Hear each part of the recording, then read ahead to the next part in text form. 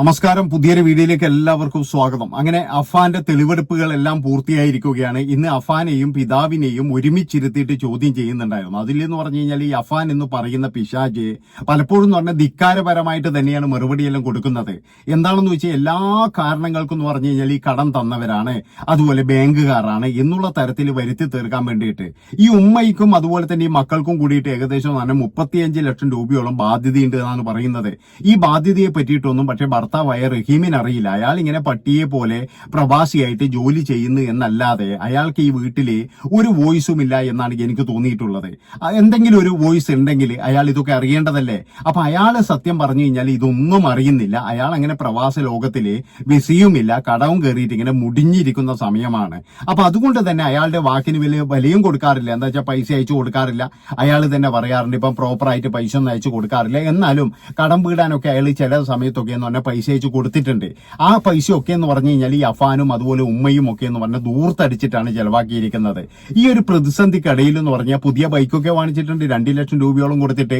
അതുപോലെ തന്നെ എന്ന് പറഞ്ഞാൽ കാമുകിയുമായിട്ട് കറങ്ങാനുള്ള പൈസ, പിന്നെ സ്ഥിരമായിട്ട് എന്ന് പറഞ്ഞാൽ ഹോട്ടൽ ഫുഡാണ് കഴിക്കുന്നത്, ഒരു ജോലിക്കും പോകുന്നില്ല. 23 വയസ്സായ ഈ മകൻ എന്ന് പറഞ്ഞാൽ ഒരു ജോലിക്കും പോകാതെ ഒരു വരുമാനവും ഇല്ലാതെ കിട്ടുന്നിടത്തുനിന്നൊക്കെ കടം വാങ്ങിച്ചിട്ടാണ് ഇവർ എല്ലാവരും ജീവിക്കുന്നത്.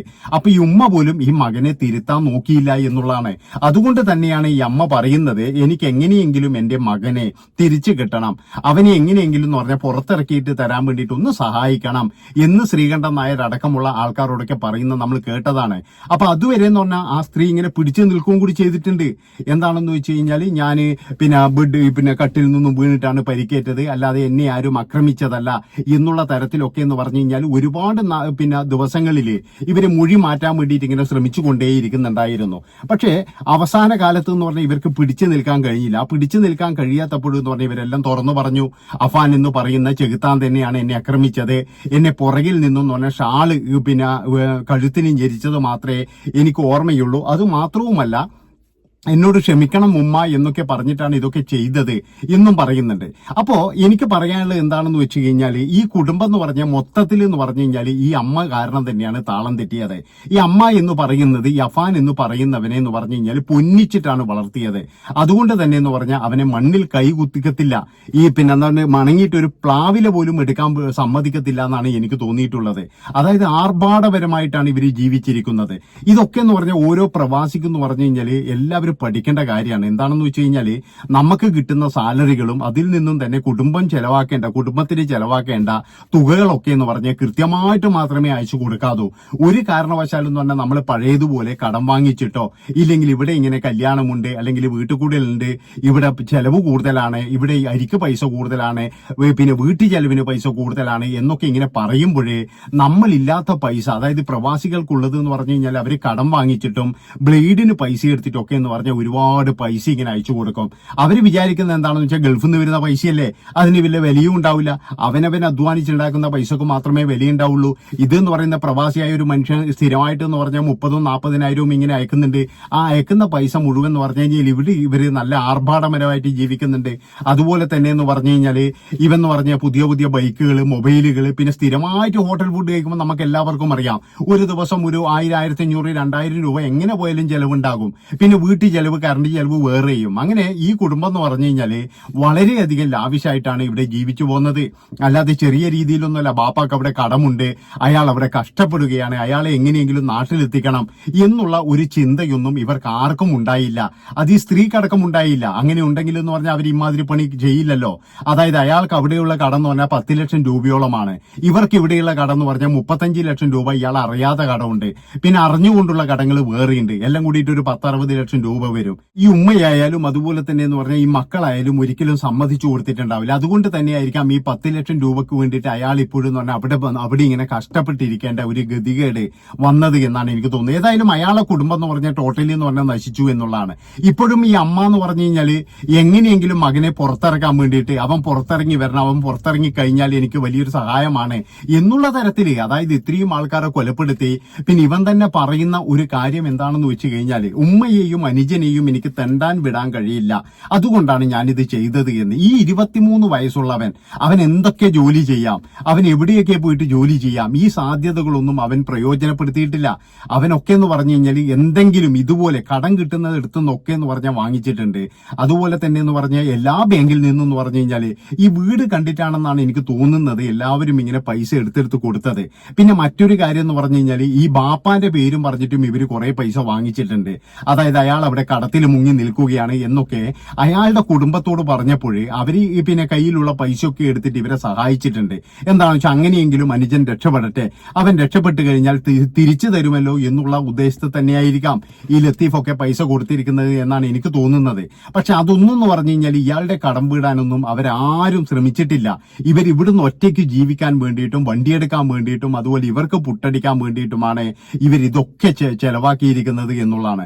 അതുകൊണ്ടാണ് ഞാൻ പറയുന്നത്, പ്രിയപ്പെട്ട പ്രവാസികളെ, നിങ്ങൾ ഒരു കാര്യം ചെയ്യേണ്ടത് എന്താണെന്ന് വെച്ച് കഴിഞ്ഞാല് മക്കൾക്ക് വിദ്യാഭ്യാസം കൊടുക്കുക. ഒരു 10 20 വയസ്സായി കഴിഞ്ഞാല് അവരോട് പറയുക, നീ പോയി ജോലി ചെയ്തിട്ട് നിനക്ക് എന്ത് വേണമെങ്കിലും വാങ്ങിച്ചോ. അല്ലാതെ ഒരു കാരണവശാലും എന്ന് പറഞ്ഞു കഴിഞ്ഞാല് നമ്മൾ അധ്വാനിക്കുന്ന പൈസ എടുത്തിട്ട് ഒരിക്കലും എന്ന് പറഞ്ഞു കഴിഞ്ഞാൽ മക്കൾക്ക് ആർഭാടം കാണിക്കാൻ കൊടുക്കരുത്. അവർക്കൊരു ഐഫോൺ പോലും വാങ്ങിച്ചു കൊടുക്കരുത് എന്നാണ് എനിക്ക് പറയാനുള്ളത്. ഇപ്പോഴത്തെ മാതാപിതാക്കൾ എന്ന് പറഞ്ഞാൽ നമുക്ക് എല്ലാവർക്കും അറിയാം, ആദ്യം തന്നെ ഡൂക്ക് ബൈക്കുകൾ വാങ്ങിച്ചു കൊടുക്കും, പിന്നെ എന്ന് പറഞ്ഞാൽ ഐഫോണുകൾ വാങ്ങിച്ചു കൊടുക്കും. ഇതിനൊക്കെ എന്ന് പറഞ്ഞാൽ EMI ആണ്. അതായത് ഈ പിന്നെ ചെറിയ തുകകളങ്ങ് അടച്ചാൽ മതി. ആദ്യം ഇവനൊക്കെ പറയുന്നത് ഞാൻ ജോലിക്ക് പോയിട്ട് അടച്ചോളും എന്നൊക്കെ ആയിരിക്കാം. പക്ഷെ ഇവനൊന്നും ഒരു ജോലിക്കും പോകത്തില്ല. പിന്നീട് എന്ന് പറഞ്ഞു കഴിഞ്ഞാൽ എല്ലാം ഈ ബാപ്പയോ ഉമ്മയോ കൊടുക്കുന്ന പൈസയായിരിക്കാം. മിക്ക പ്രവാസി കുടുംബങ്ങളിലും നമ്മൾ കാണുന്ന ഒരു കാര്യം എന്താണെന്ന് വെച്ചാൽ മക്കളൊക്കെ എന്ന് പറഞ്ഞാൽ ആർഭാടപരമായിട്ട് അടിച്ചു പൊളിച്ച് വലിയ ബൈക്കിലൊക്കെ കറങ്ങി വലിയ കാറിലൊക്കെ കറങ്ങിക്കൊണ്ട് ജീവിക്കുന്നതാണ് നമ്മളെല്ലാം കാണുന്നത്. ഇവര് കോളേജിലായാലും അതുപോലെ സ്കൂളിലായാലും ഒക്കെ എന്ന് പറഞ്ഞാൽ ലാവിഷായിട്ടാണ് ചെലവാക്കുന്നത്. ഇതൊക്കെ എന്ന് പറഞ്ഞാൽ വിദേശ പണമാണ്. അപ്പൊ പുറത്തുനിന്ന് നോക്കുന്നവർക്ക് എന്താണ്, ബാപ്പ ഗൾഫിലാണ്, അതുപോലെ തന്നെ എന്ന് പറഞ്ഞാൽ ഇഷ്ടംപോലെ പണം വരുന്നുണ്ട്, അതുകൊണ്ട് ചെക്കൻ നല്ലോണം ചെലവാക്കുന്നു എന്നാണ് എല്ലാവരും കരുതുന്നത്. പക്ഷെ മിക്ക വീടുകളിൽ എന്ന് പറഞ്ഞു കഴിഞ്ഞാൽ ഈ ബാപ്പമാരുടെ ഈ തുച്ഛമായ സാലറി അവരയച്ചു കൊടുക്കുന്നത് മുഴുവൻ എന്ന് പറഞ്ഞു കഴിഞ്ഞാൽ ഈ മക്കൾ ഇങ്ങനെ അടിച്ചു പൊളിച്ച് കളയുകയാണ്. ഒരു സമ്പാദ്യം പോലും ഇവര് വെക്കാറില്ല. ആ ഒരു പിന്നെ ഗതികെട്ട ഒരു ഫാമിലിയാണ് ഈ റഹീമിന്റേത്. എന്താണെന്ന് വെച്ച് കഴിഞ്ഞാൽ ഈ ഭാര്യ ആയാലും മക്കളായാലും എന്ന് പറഞ്ഞാൽ ഇയാളോട് ഒരു സ്നേഹവുമില്ല, ഒരു സ്നേഹവുമായിട്ട് പെരുമാറിയിട്ടുമില്ല. അതിന്റെ ഒരു വലിയൊരു പ്രശ്നം തന്നെയാണ് ആ കുടുംബത്തിൽ ഉണ്ടായത്. ഇന്നിപ്പോഴും എന്ന് പറഞ്ഞാൽ അയാൾ പൊട്ടിക്കരയുന്നുണ്ട്. അതായത് എല്ലാം നീ പിന്നെ നശിപ്പിച്ചില്ലേ എന്നൊക്കെ ചോദിച്ചിട്ട് അയാൾ പൊട്ടിക്കരയുന്നുണ്ട്. ഇവനൊരു കൂസലുമില്ല. ഇവൻ അവിടെ നിന്നിട്ട് എന്താണ് പറയേണ്ടത്, ഇതൊക്കെ അങ്ങനെ വരികയുള്ളൂ, അല്ലെങ്കിൽ ഇവരെ ഒന്നും തണ്ടാൻ എന്നെ കൊണ്ട് വഴിയില്ല, പിന്നെ അത് മാത്രമല്ല ലക്ഷക്കണക്കിന് രൂപ കടവും വെച്ചിട്ട് ജീവിക്കാനും കഴിയില്ല എന്നുള്ള ധിക്കാരപരമായിട്ട്. അതായത് എനിക്ക് ജയില് എന്നാൽ എനിക്ക് കുഴപ്പമില്ല, ഞാൻ ജയിലിൽ പോകാൻ വേണ്ടി തയ്യാറാണ്, എനിക്ക് ജയില് മതി എന്നുള്ള ഇതില്. അപ്പൊ ഇനി ഇവൻ പുറത്തു വന്നു കഴിഞ്ഞാല് ഇവൻ വീണ്ടും വിചാരിക്കുന്നത് ഈ കാര്യം തന്നെയായിരിക്കും. അതുകൊണ്ട് തന്നെ എന്ന് പറഞ്ഞ എന്റെ ഒരു അഭിപ്രായത്തിന് ഇവനിനി ജീവൻ ഉള്ളിടത്തോളം കാലം പുറത്തു വിടാൻ പാടില്ല. ഇവനെന്ന് പറഞ്ഞാൽ പൂട്ടണം എന്നാണ് എനിക്ക് പറയാനുള്ളത്. കാരണം ഇവൻ പുറത്തു വന്നു കഴിഞ്ഞാല് ഇവർക്കെല്ലാവർക്കും എന്ന് പറഞ്ഞാൽ ഭീഷണി തന്നെയാണ്. അതുകൊണ്ടാണ് കൃത്യമായിട്ടെന്ന് പറഞ്ഞു കഴിഞ്ഞാൽ ഇവനെതിരെ ഇവനെ പൂട്ടാനുള്ള എല്ലാ വഴികളും അവര് പിന്നെ സ്വീകരിച്ചിട്ടുണ്ട്. പിന്നെ മറ്റൊരു കാര്യം എന്ന് പറഞ്ഞാൽ ഇവൻ ഒരു ആവശ്യവും ഇല്ലാതെയാണ് ഈ കാമുകി എന്ന് പറയുന്ന ആ കുട്ടി എന്ത് പഴിച്ചിട്ടാണത്, അതിന്റെ അച്ഛനും അമ്മക്കുമാണ് പോയത്. അത് എവിടെയെങ്കിലും പോയിട്ട് ജീവിതം കണ്ടെത്തുമായിരുന്നു. പക്ഷെ അതിനെ വിളിച്ചു വരുത്തിയിട്ടാണ് കൊലപ്പെടുത്തിയിരിക്കുന്നത് എന്നുള്ളതാണ് ആ ഉമ്മയുടെ സങ്കടം.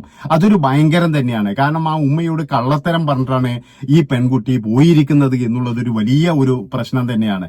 അപ്പൊ അത് എന്ന് പറയുന്നത് ഇനി എല്ലാ കാലത്തും എന്ന് പറഞ്ഞാൽ അവരിങ്ങനെ വേട്ടയാടിക്കൊണ്ടിരിക്കും എന്നുള്ളതാണ്. ആ ഉമ്മയെയും അതുപോലെ തന്നെ ബാപ്പയെയും ഒരു പിന്നെ എന്തെങ്കിലും ഒരു കാര്യം പറഞ്ഞിട്ടുണ്ടെങ്കിൽ ഈ വീട്ടിലേക്കാണ് പോകുന്നത് എന്ന് പറഞ്ഞിട്ടുണ്ടെങ്കിൽ അവർ തടുക്കുമായിരുന്നു.